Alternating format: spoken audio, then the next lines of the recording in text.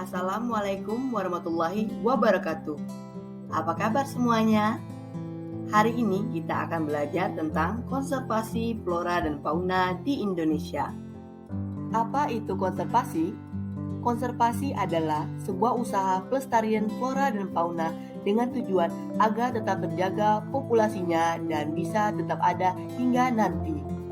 Metode konservasi terbagi dua, yaitu konservasi in situ dan konservasi ex situ.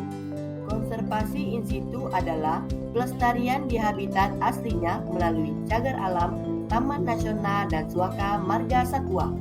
Contoh konservasi in situ adalah Taman Nasional Ujung Kulon. Sedangkan konservasi ex situ adalah pelestarian di luar habitatnya melalui taman safari, kebun binatang, kebun raya, dan kebun koleksi. Contoh konservasi ex situ adalah Kebun Raya Bogor. Berdasarkan Undang-Undang Nomor 26 Tahun 2007, kawasan yang dilindungi bagi pelestarian alam dibagi menjadi dua, yaitu kawasan suaka alam dan kawasan pelestarian alam. Kawasan suaka alam adalah sebuah kawasan yang memiliki ciri khas tertentu, baik yang ada di daratan maupun di perairan.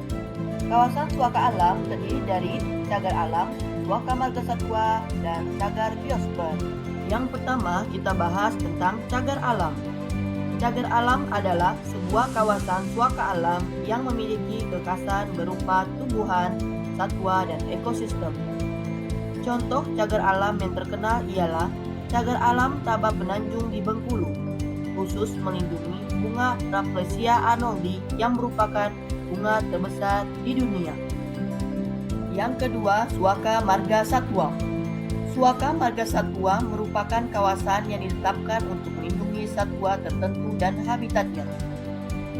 Contoh suaka marga satwa yang terkenal adalah Suaka Marga Satwa Pulau Komodo di Nusa Tenggara Timur yang khusus melindungi komodo. Yang ketiga, cagar biosfer. Cagar biosfer adalah kawasan yang dilestarikan untuk melindungi flora dan fauna termasuk hasil budaya manusia yang ada di dalamnya, termasuk suku-suku terasing. Contoh cagar biosfer yang terkenal adalah cagar biosfer Tanjung Puting di Kalimantan Tengah yang ditujukan terutama untuk pelindungan orang hutan.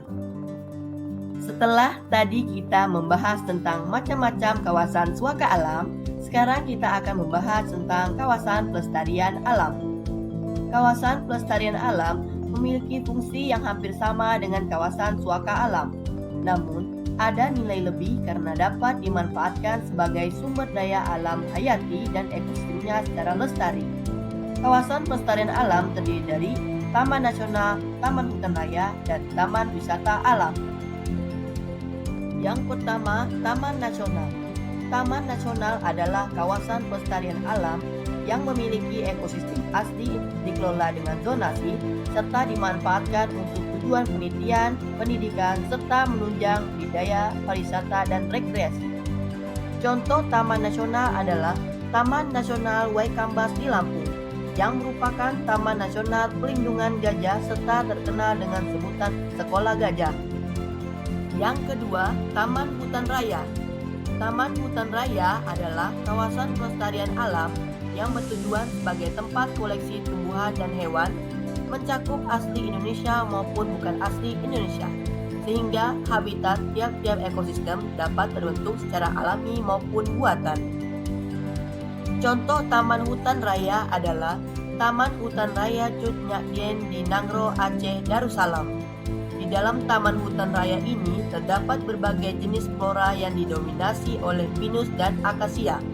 Selain itu, juga ada berbagai jenis fauna seperti rusa, kera ekor panjang, dan lainnya. Yang ketiga, Taman Wisata Alam. Taman Wisata Alam adalah kawasan pelestarian alam yang ditetapkan untuk melindungi alam tetapi dimanfaatkan untuk tujuan wisata. Contoh taman wisata alam yang populer di Indonesia ialah Taman Wisata Tangkuban Perahu yang berada di Jawa Barat. Tak hanya menawarkan panorama Kawah Tangkuban Perahu juga menyimpan sejumlah flora dan fauna endemik seperti elang Jawa, macan dahan, seruling, lutung Jawa, bunga cantigi, pakis emas, hingga anggrek hutan. Demikianlah konservasi flora dan fauna di Indonesia. Semoga video ini bermanfaat dan terima kasih.